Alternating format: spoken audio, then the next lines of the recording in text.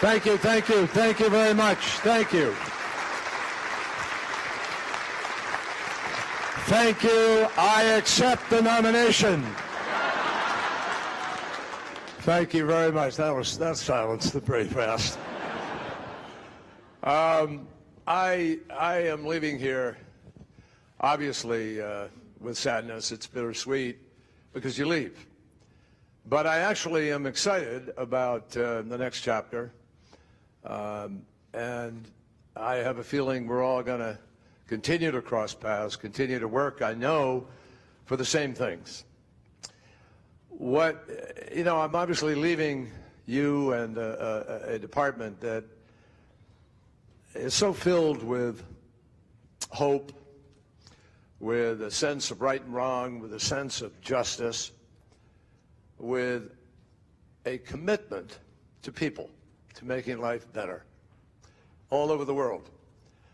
I'm leaving a pretty exhausted airplane crew.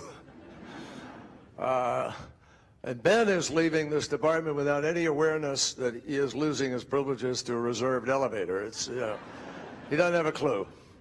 But all of you have made this just such an incredibly special journey for 4 years. As I think about it, I mean, you've made things fun. You've made it even UNGA 4 times. Was fun with what, 88, 90 meetings in the course of 5, 6, 7 days.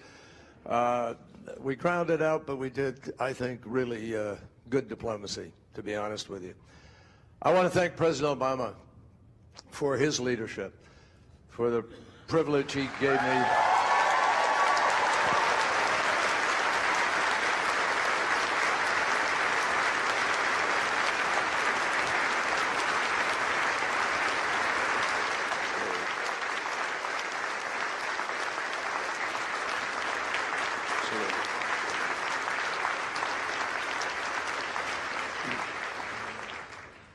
I saw him yesterday evening. We spent some time together rehashing a few things, and his spirits could not have been more filled with gratitude for all of your work, for the things we have tackled, for the teamwork that we showed together.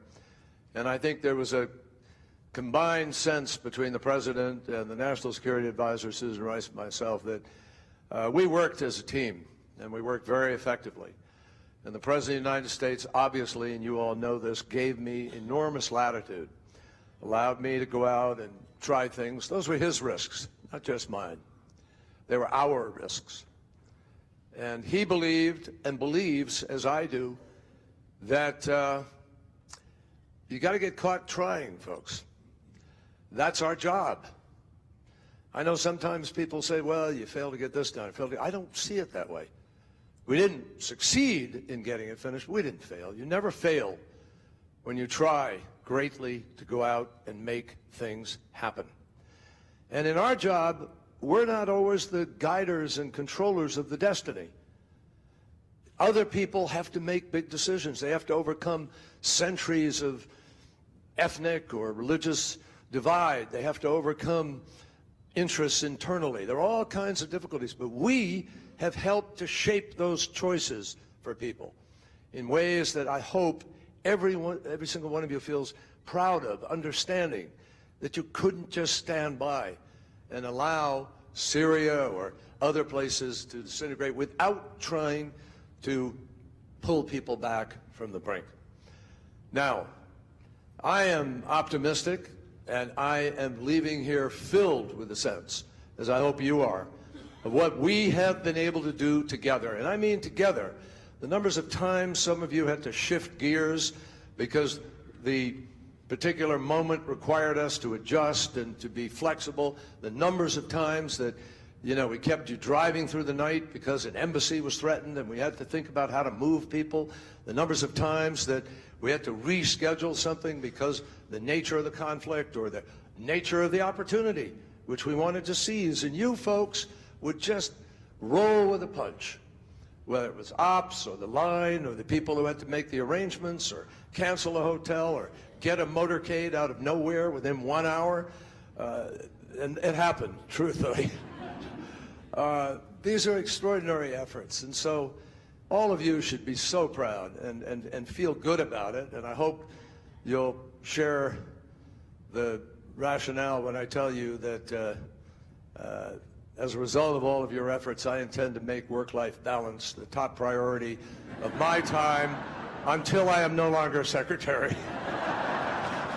So I promise you, we'll get there.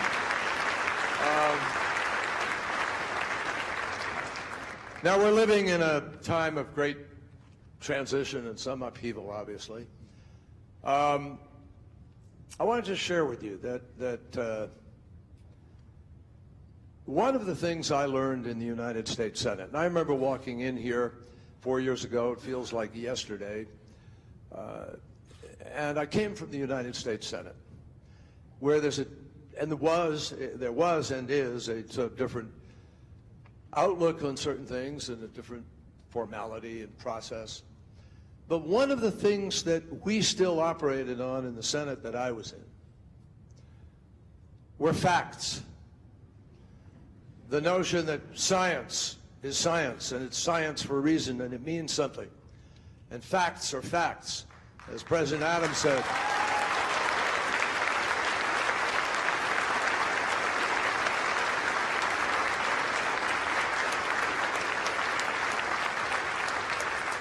As President Adams said, facts are stubborn things. And as my old colleague, Pat Moynihan, said so many times, everybody is entitled to their own opinion, but no one is entitled to their own facts. Now, let me tell you, so let me share some facts with you. It is a fact that because of the efforts that we made to keep a nuclear weapon out of the hands of a country that was clearly moving towards the capacity to have it with 12,000 kilograms of enriched material equal to 10 to 12 bombs, because we have moved away from that, the world and that region are safer than they were before. It is a fact.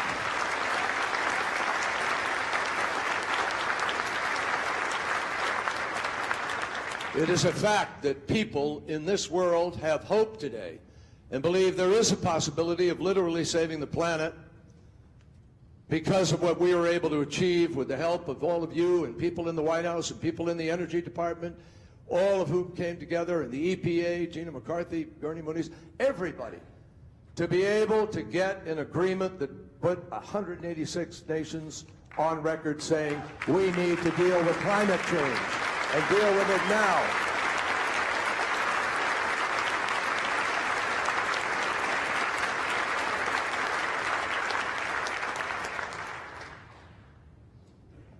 All you have to do is pick up today's New York Times. I've been saying 2016 is going to be the hottest year in history. Now it's official. Front page of the New York Times today with a graph showing the remarkable rise of temperature. Now we have the third year in a row, each one the hottest year in human history. And so it is imperative for our children and our grandchildren and the future of this planet that we listen to scientists, that we take the precautionary steps necessary, and that we do even more to move to respond to the needs of climate change now. That is imperative for all of us. And the story is there as clear as a bell today. It is a fact that we led the effort to put together 68 nations to turn back the scourge of nihilism, of evil that has come with Daesh, ISIL, and that because of that effort, we've liberated Tikrit, we've liberated Ramadi, and we've liberated Fallujah, and we've now liberated the eastern half of Mosul, and we will defeat Daesh as a result of the strategy that we have laid out and put in place and is moving forward now. That's a fact.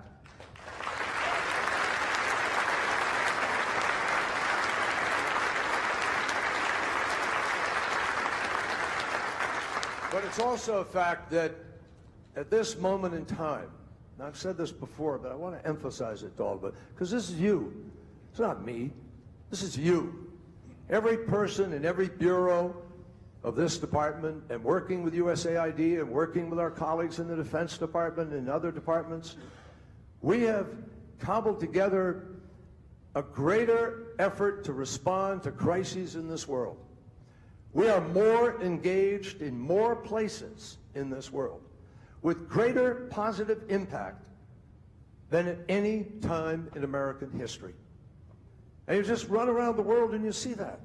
It's a fact that we have changed America's relations and the perception of America by ending a policy that was outmoded and outdated in Cuba, and by helping to end a 50-year war in Colombia and being part of the effort to help President Santos. That's a fact.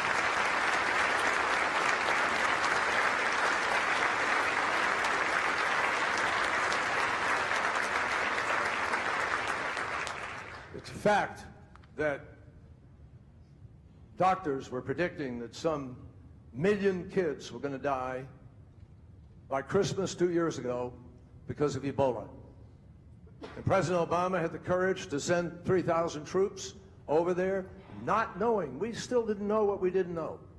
But we sent the 3,000 troops over there, the President did. We built healthcare capacity. We worked with the French. We worked with the British. And we saved hundreds of thousands of lives and end the scourge and proved what the international community can do when we come together in a multilateral way to do what common sense tells us we need to do.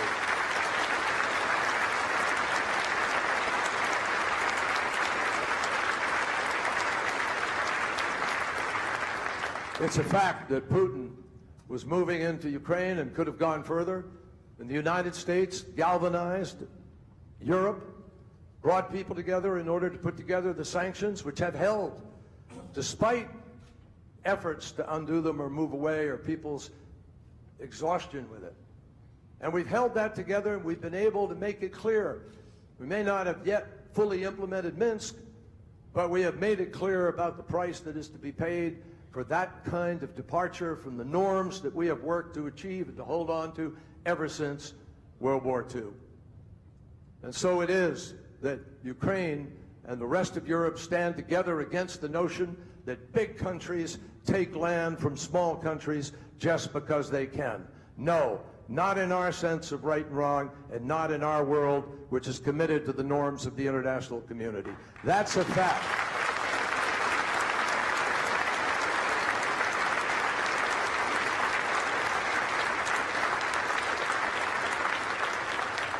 It is a fact that young people in Africa, young people in Southeast Asia, young people all over the world have been able to take part in President Obama's initiative, the YALI, the Young African Leaders Initiative. And listen, those of you who've had a privilege of listening to those kids, it's inspiring. It's the future. And they're invested in it now. And they're invested in us. And that's good diplomacy. It's the most important diplomacy of all, to give young people the possibility of the future. It's a fact also that we stood up to North Korea. We haven't solved the problem, no. But remember how long it took with the Iranian sanctions before we were able to get to the table and make a difference. These sanctions, we've been able to ratchet up twice now, bringing China to the table. It was our leadership that helped to create the pressure and the effort that tightened those sanctions. They're in place now, and we turn over to the new administration an opportunity to go even further. Now, South China Sea. We've stood up for the freedom of navigation. We've stood up for the right of resolving conflicts multilaterally in the world by rule of law. I mean, I don't want to, I'm not going to do every country in the world, but I hope you get the drift, folks. I hope you get the idea that engagement has made a difference.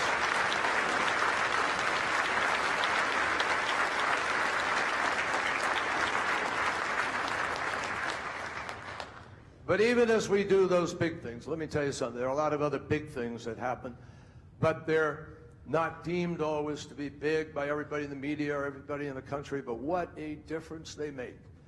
ECA, bringing 1 million foreign students to the United States of America, which puts $35 billion into our economy, and more importantly, perhaps even than that, gets young people who forever will be connected to our country, have a sense of our values, and believe in the possibilities of the future. I think this is one of the most exciting things we do.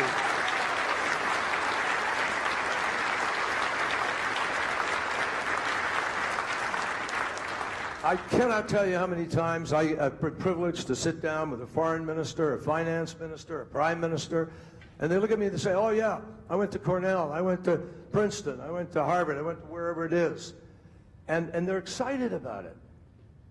The foreign minister of Saudi Arabia, who passed away he was the longest serving Saudi Arabian, the longest serving foreign minister in the world, Saud al-Faisal, became a good friend of mine, Prince Faisal. And he passed away a year and a bit ago. But he used to tell me with such pride about his years at Princeton and how it helped him to understand our country. It's just one example. The consular division put out some 19 million passports or cards over the course of the time that I've been here. It's an extraordinary story, and helped people countless numbers of times when an American citizen is abroad to be able to get home if they lost their passport, or find someone that they were looking for, or reunite with a family, or you name it, 100 different ways. Those are 100 different important diplomatic acts that they have performed at the same time. 19 million of them. That makes a difference in this world. There are 300 children who were abducted from the United States. People don't know it because it happens underneath the radar screen, but we've united those 300 kids who were either retained or abducted or falsely held in the country. We've gotten them back to their homes in the United States and reunited with their families.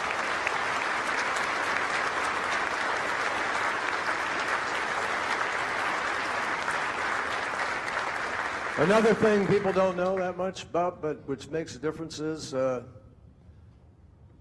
unfortunately, we're living in a world where sometimes people are detained falsely in a country, imprisoned for reasons they shouldn't be, or sometimes taken hostage and held. We have gotten more than 100 Americans out of a hostage situation or out of a false arrest or imprisonment. And we've done that because of the hostage unit that we've been able to create, and Jim O'Brien and his efforts have been absolutely extraordinary. People don't see it, but that makes a difference.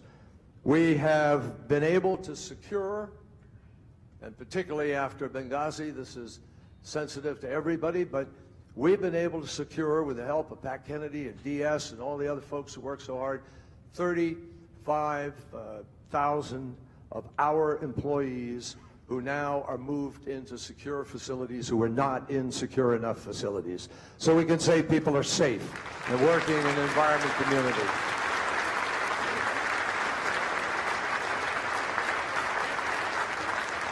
And one of the things that I am very proud of is the effort we made. I remember going to hearing after hearing, and you remember all those folks you'd see up there in those yellow jackets representing the Khalq Mujahideen, MEC, as we've known them, and we got 3,000 of them out of Camp Liberty and to places where they are safe and their lives are saved from being attacked regularly as they were. I thank Jonathan Weiner, our special envoy, and others for that kind of effort. It's been enormous. So all in all, folks, what you have here in all of this, I mean, you know how many bureaus there are, you know how many people there are, 70,000 employees, there are foreign service, civil service, foreign national service officers. My profound gratitude to every single one of you for the difference you make here every single day. We live in a more turbulent world in some ways. Why? Not because of the absence of leadership from us, but because the world is going through a transformation unlike anything it's ever seen before, mostly because of technology. It is a fact that 85% of the jobs lost in the United States of America are lost not because of trade, but because of technology. And it could even speed up with artificial intelligence and other things that are coming down the road. So we here have two great responsibilities. One, obviously, is to protect the United States of America and our interests, to protect the American people, to stand up for our values and stand up for our interests. But guess what? Because so many people in the world share a fundamental human desire to live in dignity, to be free, to be able to have opportunity and make choices. Because of that, everything we do in furtherance of the first is also in furtherance of the second. And very few jobs in this world give you the opportunity every day to go out and make that kind of difference. A difference for country, a difference for the world.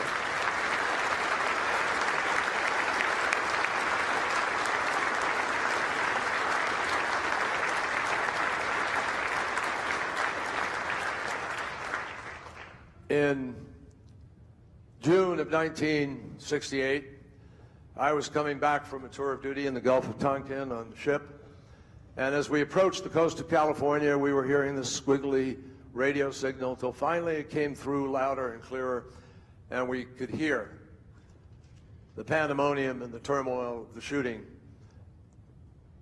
of Bobby Kennedy in Los Angeles. And that was a time when many people in the country had a reason to sort of doubt where we were going. After all, 5 years, within the framework of 5 years, we lost a president of the United States. Then we lost his brother, a candidate for president of the United States. We lost Martin Luther King, this great voice for civil rights and for freedom and for the future. We lost more, obviously, if you look at the people blown up in a church in Birmingham and those young girls and Medgar Evers and others. That was the turmoil of the time.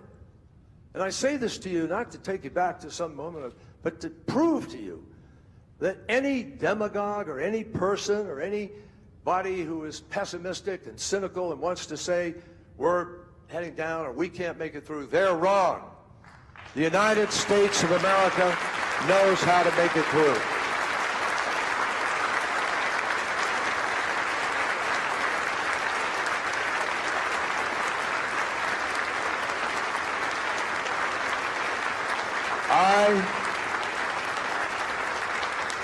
I'm actually very optimistic about the future.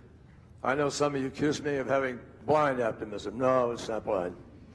But I am optimistic, and I'm optimistic because this country has shown again and again how strong we are internally, how powerful we are, how incredibly resilient we are, and how we have the ability to redefine our story, to write the next chapter, to go on into a stronger, better place. And why do I say I think we're going there? Because look at what is happening. For the first time in human history, extreme poverty is under 10% in the world. Today, a child born somewhere in the world is more likely to go to school, more likely to be fed, and that's partly because of all the work that you've done. Today, a woman who gives birth somewhere in the world is 50% less likely to die in childbirth because of the work we've done to bring health care and move to people. We're curing diseases we never thought we could cure. We're opening up opportunity. And in fact, despite Daesh, despite the violence we see, fewer people are dying in this dawn of the 21st century than were dying in parts of the last century. And it's not nation states that today are basically deciding to go to war against each other. It's non-state actors. So our challenge going forward is to make sure that all those young people in every country in the world have opportunity, have a chance to meet those aspirations that we get to live here and that too many people take for granted. So I'm confident. Honestly, I am. And one thing, I'll just close by telling you that the one thing that I think is important is I am part of a generation that is sometimes accused of excess or even of a false sense of possibility, but I don't agree with that. The 1950s, which was not my generation, were a time of conformity, a time of don't rock the boat. But we came along in the 1960s and we decided to rock the boat. And we did. And I'm here to tell you today that because of the women's movement, because of the Equal Rights Amendment effort, because of the environment movement, we didn't even have an EPA until 20 million Americans came out of their homes and reclaimed our future. And because of the peace movement, we did finally end a war that never should have started and thought we learned the lessons from. But the point I'm making is, folks, that happened because people like you and others held on to the hope believed in the possibilities of change, and went out and fought for it. And I am absolutely confident now that people are prepared to fight for the future in the same way, with the same energy, with the same vision, and the same commitment. Robert Kennedy, 2 years before the day that I just talked about, gave a speech in South Africa about apartheid when he was a senator. And it was a time when there was great despair there. And he said to people that you know, it's the courage of individuals and their beliefs that write the course of human history, that each of us, he said, can work to change a small portion of events. And each time a man or woman works to improve the lot of others or strikes out against injustice, he or she sends forth a tiny ripple of hope, crossing each other from a million different centers of energy and daring. Those ripples build a current that will sweep down the mightiest walls of oppression and resistance. I have often thought of those words, whether when I ran for president or whether it was in the Senate or even here as Secretary of State. I want you to think about them, because I want you to stay faithful to the notion that this building, all of you, that we together are going to continue to make ripples and sweep down walls of resistance to peace and to justice and to a better and safer world. And T.S. Eliot said to us all that, you know, that an end is actually a beginning, because it's a place where you start from. I'm leaving here with that sense. This is not an end. This is a beginning. It's a new beginning. It's a new chapter. I'm excited about it, and I hope all of you will be excited about the new chapter that you can help me write here as proud and unbelievably committed employees of the United States State Department. Thank you so much for the privilege of working with you. Thank you. Thank you.